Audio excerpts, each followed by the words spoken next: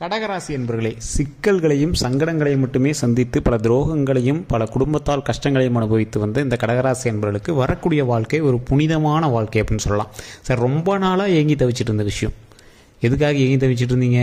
மன நிம்மதி கிடைக்காதா? ஒருவேளை சோறு நிம்மதியாக சாப்பிட்ணுங்கிற ஒரு வைராக்கியத்தோடு வாழ்ந்துட்டு இருப்பீங்க. ஏன்னா உங்களுடைய வாழ்க்கையில் அதிகமாக நீங்கள் கஷ்டப்பட்டதில் ஒன்று இந்த சாப்பாடு.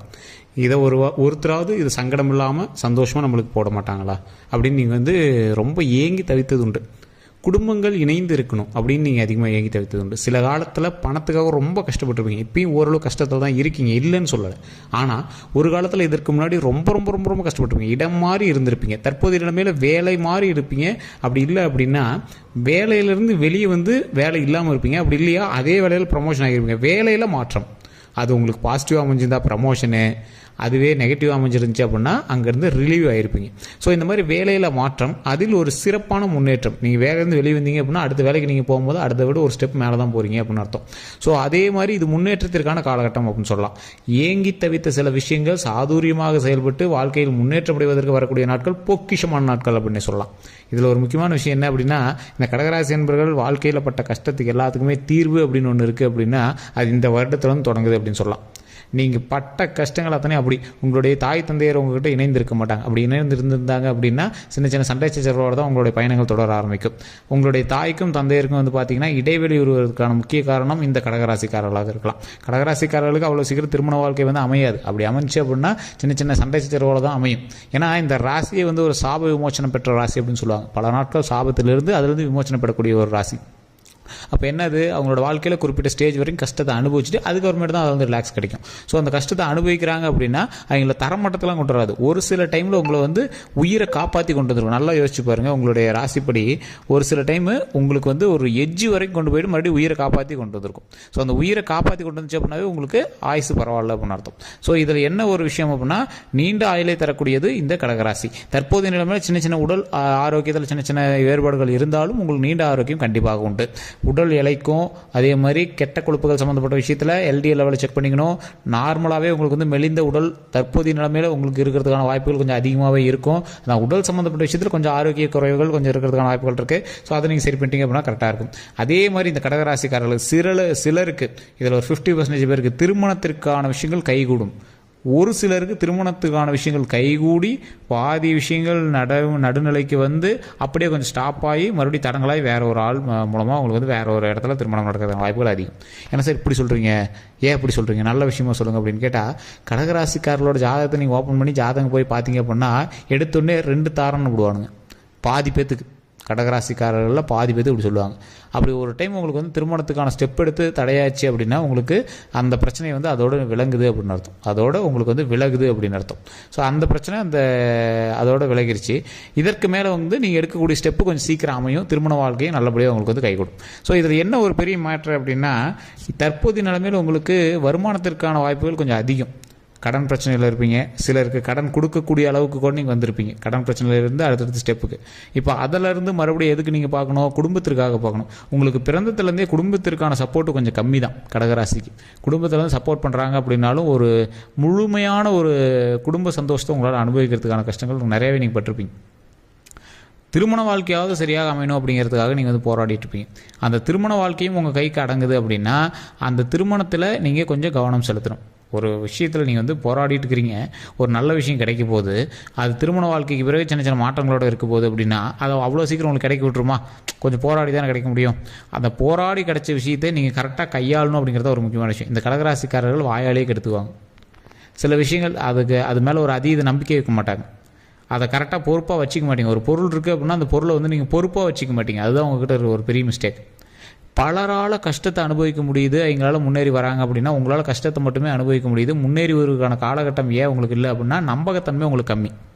அவ்வளோ சீக்கிரம் யாரையும் நம்பிட மாட்டீங்க. எல்லாருக்கும் போய் எல்லா விஷயமும் செய்வீங்க, ஆனால் நம்ப மாட்டீங்க. அவன் ஏன் இப்படி பண்ணுறான், அப்போ ஏதோ ஒரு காரணம் இருக்குது. இவன் ஏன் இப்படி பண்ணுறான், ஏதோ ஒரு காரணம் இருக்குது. சார் என்ன சார் இப்படி சொல்கிறீங்க, நான் அதில் பட்டு திருந்திருக்கேன் சார், என்ன எத்தனை பேர் ஏமாத்தினேன் தெரியுமா, அதனால தான் அத்தனை பேர் மேலே சந்தேகத்தில் என்ன தப்பு அப்படின்னு கேட்டிங்கன்னா அதனால் சில உறவுகளை நீங்கள் வந்து பிரேக்கப் பண்ணிக்கிறீங்க. அதனால தான் உங்களுக்கு வந்து குடும்பத்தின் மேலே இருக்கக்கூடிய சப்போர்ட் உங்களுக்கு அதிகமாக வரதில்லை. குடும்ப ரீதியாக உங்களுக்கு சின்ன சின்ன சிக்கல்கள் வருவதற்கு காரணம் குடும்பமும் கிரகமும் உங்களுடைய நடவடிக்கையும். இதை நீங்கள் நல்லா தெரிஞ்சுக்கணும். தற்போதைய நிலைமையில் நடு நிலைமையில் இருக்கீங்க. சார் நல்லது நடக்கும்னு சொல்கிறீங்க, அது தடங்களாகி நடக்கணும்னு சொல்லி எது நடக்கும் அப்படின்னு ஒரு நடு நிலைமையில் இருக்கீங்க அப்படின்னா கட்டாயம் கீழே ஒரு நம்பர் கொடுத்துருங்க டிஸ்கிரிப்ஷனில். அந்த நம்பருக்கு ஃபோன் பண்ணி உங்களுடைய பிரச்சனை எதாக இருந்தாலும் சொல்லி சால்வ் பண்ணிக்கோங்க. அதே மாதிரி இல்லை சார் நான் லோக்கல் ஜாதகம் பார்க்கணும், கண்டிப்பாக பாருங்கள், லோக்கலில் கண்டிப்பாக பாருங்கள். அப்படி பார்த்தும் உங்களுக்கு சரி வர இல்லை அப்படிங்கிற பட்சத்தை தான் நான் கீழே வந்து டிஸ்கிரிப்ஷன் நம்பர் இருக்குது, அதை பாருங்கள் அப்படிங்கிறேன். முன்னேற்றத்திற்கான காலகட்டம் சார். ஒன்றும் உங்களுக்கு வந்து சறுக்கக்கூடிய நேரம் இல்லை. இத்தனை நாள் நீங்கள் வந்து கீழே இருந்தீங்க, ஒரு முள்ளு மலை, அதில் வந்து மண்டி போட்டுட்டு ஏறி இருக்கீங்க.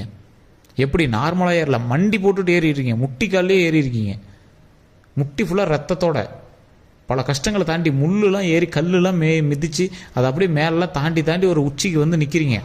இன்னொரு 10 அடி தாண்டினா உச்சி. ஆனால் நீங்கள் என்ன யோசிப்பீங்க, இவ்வளோ தாண்டி வந்துட்டு நீங்கள் வந்து சொல்லிகிட்டே தான் இருக்கீங்களே தவிர முன்னாடி இருக்கிற 10 அடி இருக்குது சார், அது கொஞ்சம் போராடுங்க. இந்த இடத்துல மனசை விடாதீங்க. நிறைய பேருக்கு இந்த கடகராசிக்காரர்களுக்கு கஷ்டங்கள் இன்னும் முடியவில்லை. அதனாலேயே இங்கே வந்து இந்த ஜோதிடத்தை நம்புறதில்லை. நிறைய பேருக்கு இன்னும் பெண்டிங்கில் இருக்குது. ஒரு சிலருக்கு கஷ்டத்துலேருந்து வெளியே வந்துட்டாங்க. போன வருஷம்லாம் நிறைய பேர் வச்சு செஞ்சு விட்டுருச்சு. அதற்கு பிறகு அவங்க என்ன பண்ணாங்க அப்படின்னா ஆட்டோமேட்டிக்காக தொழில் மாற்றம், இடமாற்றம் நிறையா நடந்துச்சு. அதற்கு பிறகு சின்ன சின்ன விஷயங்கள்லாம் விற்றோ இல்லை ஏதோ ஒரு விஷயம் பண்ணியோ சால்வ் பண்ணிட்டு சின்ன சின்ன கடன்கள்லாம் சரி பண்ணியிருப்பீங்க. அதற்கு பிறகு வந்து பார்த்திங்கன்னா அந்த அமௌண்ட் எல்லாமே சேவிங்ஸ் பண்ணி வேறு எதுலேயே வந்து இன்வெஸ்ட் பண்ணியிருப்பீங்க. கண்டிப்பாக இந்த கடகராசிக்காரர்கள் குறிப்பிட்ட இடத்துல அமௌண்ட்டை இழந்திருப்பீங்க, ஒரு சிலர்கிட்ட ஏமாந்துருப்பீங்க. அது மட்டும் இல்லாமல் நிறைய பேர்கிட்ட தேவையில்லாத கெட்ட பேர்களை வாங்கி, குடும்பத்தினர்கிட்ட சில சில சண்டைகளை வாங்கி, தேவையில்லாத வண்டி வாகனத்தில் சின்ன சின்ன குறைபாடுகள்னால வண்டி அதிகமாக செலவு பண்ணி இந்த ராசிக்காரர்களுடைய நகை பாதி பேங்க்கில் தான் இருக்கும். பெரிய முதலீடுலாம் பண்ணிருக்காங்க, பாதி நகை பேங்க்கில் தான் இருக்கும். இல்லையா வீடாவது லோனில் இருக்கும். ஸோ அந்த மாதிரி கட்ட முடியிற கடன், ஆனால் அது ஏதோ ஒரு பொருள் மேலே கடனாக இருக்கும். இது உண்மை அப்படின்னா மறக்காம கமெண்ட் செக்ஷனில் பதிவிடுங்க. அதை நீங்களே நினச்சாலும் இப்போ கூடிய விரைவில் வந்து டக்குன்னெலாம் உங்களால் முக்க முடியாது, கொஞ்சம் பொறுமையாக தான் முக்க முடியும். மினிமம் ஒரு 3 மாத காலம் 4 மாத காலமாவது ஆகும் அந்த எல்லா நகையும் முக்கிறதுக்கு. சார் பரவாயில்ல சார், ஒன்றும் பிரச்சனை இல்லை அப்படின்னா நான் சொன்னது ஒரு எக்ஸாம்பிளுங்க. கொஞ்சம் உங்களுடைய ராசி பாருங்கள். ஒரு ஜாதகத்தை எடுத்து பார்க்கும்போது உங்களுக்கு தசாபுத்திகள் என்ன சொல்லுது, அந்த தசாபுத்திகள் உங்களுக்கு ஓரளவுக்கு சரியாக தான் இருக்குது அப்படிங்கிற பட்சத்தில் நீங்கள் யாருக்கூட சேர்ந்து சில வேலைகள் பார்த்துட்ருக்கீங்க.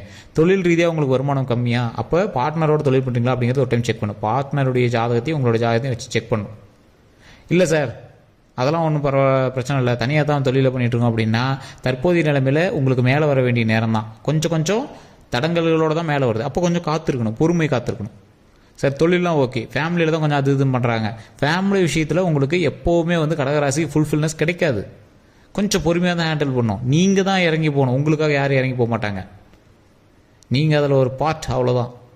நீங்களே ஃபுல் ஃபேமிலின்னு நினச்சிக்கூடாது. உங்களுக்காக எல்லாம் பண்ணுவாங்க, அதை பண்ணுவாங்க நினைக்கவே கூடாது உங்களோட லைஃப்லேயே. இது உண்மைதான். நான் எப்படி சொல்கிறேன்னு அப்படின்னு நீங்கள் ஒன்றும் கோச்சிக்க வேணாம். உங்களுக்கே தெரியும் நான் என்ன சொல்கிறது. சார் அவன் லைஃப்பை பற்றி அவனுக்கு தெரியாத ஒரு ஜோசியர் சொல்லிட்டு போகிறாங்க அப்படின்னு தான் உங்களுக்கு தோணும். ஸோ உங்களுடைய வாழ்க்கையில் அடுத்து என்ன நடக்க வேண்டும் இருக்கிறதோ அது விதியின்படி நடக்கும். அதற்கு உங்களது குடும்பம் துணை இருக்குமா என்று கேட்டால் தூரத்துலேருந்து வேடிக்கை போகும். தாய் தந்தையர் உங்களுக்கு சப்போர்ட் இருக்குது அப்படின்னாலும் பெரிய அளவுக்கு சப்போர்ட் இருக்காது. உங்களை வந்து தட்டி கொடுக்குற அளவுக்கு சப்போர்ட் இருக்குமே தவிர உங்களை தூக்கி நிறுத்துற அளவுக்கு சப்போர்ட்டான்னு கேட்டால் அங்கே ஓரளவு கம்மி தான். அவங்களால முடிஞ்சது பண்ணுவாங்க, பெரிய ட்ராபேக்லாம் பண்ண முடியாது. திருமண வாழ்க்கை உங்களுக்கு கை கொடுமான்னு கேட்டால் திருமண வாழ்க்கை கொஞ்சம் பொறுமையாக தான் கை கொடுக்கும். 30 தாண்டி தான் உங்களுக்கு திருமணமே நடக்கிற வாய்ப்புகள் இருக்கும். தூரத்தில் தான் திருமணம் நடக்கும். சொந்தத்தில் உங்களுக்கு கல்யாணம் அவ்வளோ சீக்கிரம் நடந்திருக்காது. ஏதோ ஒரு தூரத்து பெண் தான் கல்யாணம் நடக்கும். அதன் மூலமாக தான் உங்களுக்கு ஓரளவு கொஞ்சம் கொஞ்சம் வளர்ச்சியே இருக்குது. அதன் மூலமாக தான் உங்களுக்கு சின்ன சின்ன மாற்றங்களே இருக்குது. கடகராசிக்கு அப்படியே டோட்டலாக பாதி லைஃப் வேறு மாதிரி இருக்கும், பாதி லைஃப் வேறு மாதிரி இருக்கும். சின்ன வயசுலேருந்து கஷ்டங்கள் அனுபவிச்சிருங்க அப்படின்னா அதற்கு மேலே நீங்கள் இருக்கக்கூடிய நல்ல செயல்களால் மட்டுமே அடுத்து இருக்கக்கூடிய மீதி வாழ்க்கை உங்களுக்கு வந்து கணிக்கப்படுகிறது.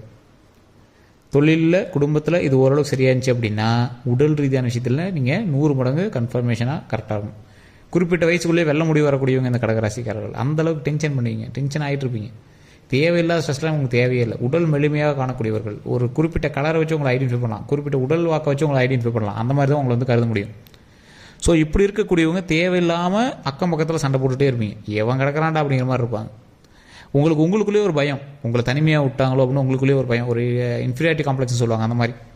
ஸோ அதனால் நீங்கள் அதை நினச்சா பயந்துக்கவே தேவையில்லை. உங்களால் இனி மற்றவர்களுக்கு மகிழ்ச்சி தரக்கூடிய அளவுக்கு உங்களுடைய கேரக்டரைசேஷனை அப்படியே ஒரு ஹாப்பியாக மாற்றிக்கோங்க. இனி வரக்கூடிய நாட்கள் ஹாப்பியான நாட்களாக ஆக போகுது. அதனால தான் இதை சொல்கிறோம். இனி வரக்கூடிய நாட்கள் மகிழ்ச்சியான நாட்களாக ஆக போகுது. மகிழ்ச்சியான நாட்களாக ஆகணும் அப்படின்னா என்ன பண்ணும், நம்மளுடைய கேரக்டரைஸையும் மகிழ்ச்சியாக மாற்றிக்கணும். அதான் சொல்லுவாங்க இல்லைங்க, பணக்காரராக இருக்கணும் அப்படின்னு ஆசைப்பட்றேன், பணக்கார மாதிரி நடந்துக்கணும் அப்படிங்கிறதுக்கோசரம் ஒரு நல்ல நீட்டாக அப்படி ஒரு கெத்தாக அப்படி நடந்துட்டு இருப்பாங்க பார்த்தீங்களா. அந்த மாதிரி நீங்கள் சந்தோஷமாக இருக்கிற மாதிரியே மைண்டை மாற்றிக்கோங்க. எல்லாத்துக்கிட்டையும் சிரித்து பேசுகிற மாதிரியே மைண்டை மாற்றிக்கோங்க. ஆட்டோமேட்டிக் உங்களோட கேரக்டருக்கு தகுந்த மாதிரி மாறும். உங்களுடைய வாழ்க்கையில் மகிழ்ச்சியான காலகட்டங்கள் அமையும் போது இதுவும் சேர்ந்து ஒரு மகிழ்ச்சியான காலகட்டமாக உருவாகிறதுக்கான வாய்ப்புகள் 100% இருக்குது. ஸோ அதனால் எந்த ஒரு விஷயம் பண்ணாலும் கொஞ்சம் பார்த்து பொறுமையாக பண்ணுங்கள். இனி வரக்கூடிய நாட்கள் பொற்காலங்களாக அமைய போகுது. வேறு ஏதாவது கருத்துக்கள் தான் மறக்காம கமெண்ட் செக்ஷனில் பதிவு விடுங்க. அதே மாதிரி கீழே டிஸ்கிரிப்ஷனில் நம்பர் கொடுத்துருங்க. அந்த நம்பருக்கு ஃபோன் பண்ணி நீங்கள் வந்து பேசி தெரிஞ்சிக்கலாம். ஃபேஸ்புக்கில் பார்த்துருங்க அப்படின்னா ஸ்க்ரீனில் நம்பரோடு இருக்குது. வேறு எந்த கருத்துக்களாக இருந்தாலும் மறக்காம கமெண்ட் செக்ஷனில் பதிவு விடுங்க. எல்லோருக்கும் நன்றி நண்பர்களே. நம்ம சேனலை சப்ஸ்கிரைப் பண்ண வந்து தயவு செஞ்சு சப்ஸ்கிரைப் பண்ணிவிட்டு பெல் பட்டனை ப்ரெஸ் பண்ணி அதில் ஆல் அப்படின்னு கிளிக் பண்ணிக்கோங்க. அப்போ தான் உடனுக்குடன் வந்து சேரும். அதே மாதிரி ஃபேஸ்புக்கில் பார்த்துட்டீங்க அப்படின்னா கண்டிப்பாக ஃபாலோ பண்ணிக்கோங்க. எல்லோருக்கும் நன்றி நண்பர்களே.